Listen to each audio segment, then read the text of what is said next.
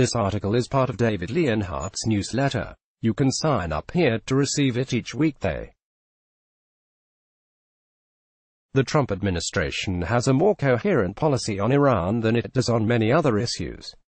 That doesn't mean the policy will necessarily work, but it is at least understandable. President Trump, drawing from a standard Republican Party position, decided that the 2015 nuclear arms deal that the Obama administration in Europe signed with Iran was too lenient. In the Obama deal, Iran agreed to restrict its nuclear program and accept international inspections in exchange for the lifting of economic sanctions. Trump withdrew from the deal last year and enacted tough sanctions on Iran. He was betting that the sanctions would cause enough economic pain that Iran would agree to a more stringent deal, one that not only limits its nuclear program but also reduces its financing of extremist groups like Hamas. Trump's strategy brings more risk and potentially more reward than Obama's, and Trump's sanctions have caused deep hardship for Iran. Unemployment has jumped, and the value of the currency has plunged. Iran's President Hassan Rouhani has even compared the impact to that of the devastating Iran-Iraq War in the 1980s, as Vivian Ye of The Times notes. In recent weeks, Trump had shown an openness to meeting with Rouhani, which raised the possibility that the two countries would agree to a deal that justified Trump's tough approach. But the situation entered a newly volatile stage this past weekend.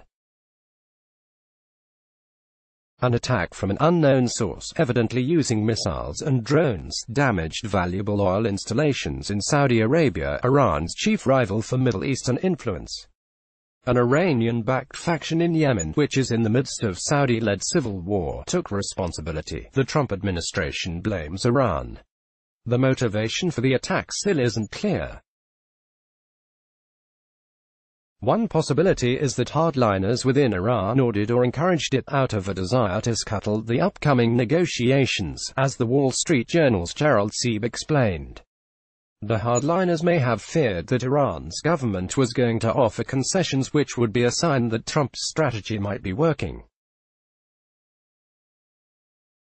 Another possibility, though, is that the Iranian government ordered it because it views Trump as a weak negotiator who is afraid of war. By escalating the situation, Iran may be betting that Trump will back down, as David E. Kirkpatrick and Farnaz Fasihi of The Times wrote.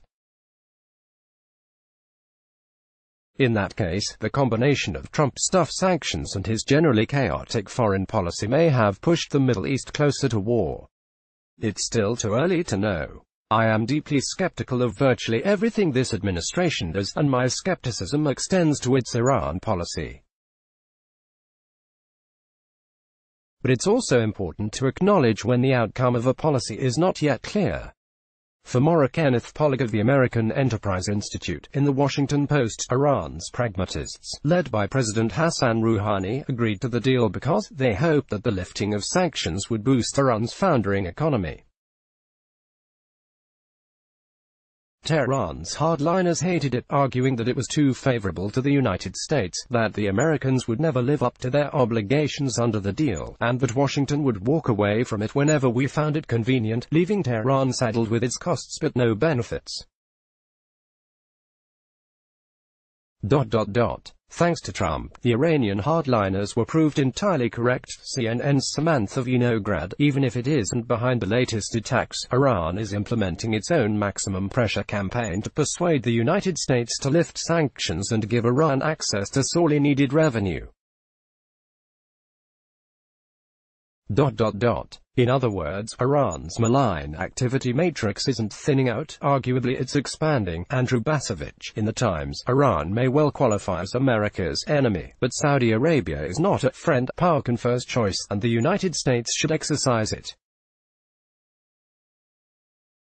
We can begin to do so by recognizing that Saudi Arabia's folly need not be our problem. If you are not a subscriber to this newsletter, you can subscribe here. You can also join me on Twitter at @DeLeonhardt and Facebook. Follow the New York Times opinion section on Facebook, Twitter @NightOpinion, and Instagram. Let's block ads. Why?